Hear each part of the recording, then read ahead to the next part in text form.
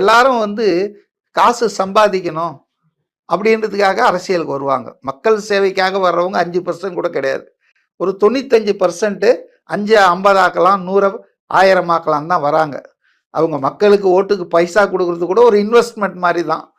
வந்த பிறகு 500 கோடி 1000 கோடி அடிச்சிடலான்றதான். இது வந்து நான் ஒரு கட்சி 2 கட்சி சொல்ல, இன்னைக்கு தேர்தலில் இருக்கிற பெரிய கட்சிகள் எல்லாமே இந்த வேலையை பண்றாங்க. அப்படி இருக்கிற ஒரு சூழ்நிலை விஜய் 2000 கோடினார் அவர் ஆதவ அர்ஜுனா. 2000 கோடி சர்க்குலேட் ஆகிற ஒரு சினிமா துறையை விட்டு டாப்ல இருக்கும்போது வந்தார் பாருங்க, அது ரொம்ப ரொம்ப ரொம்ப ஜனங்களை வந்து சிந்திக்க வச்சிருக்கு.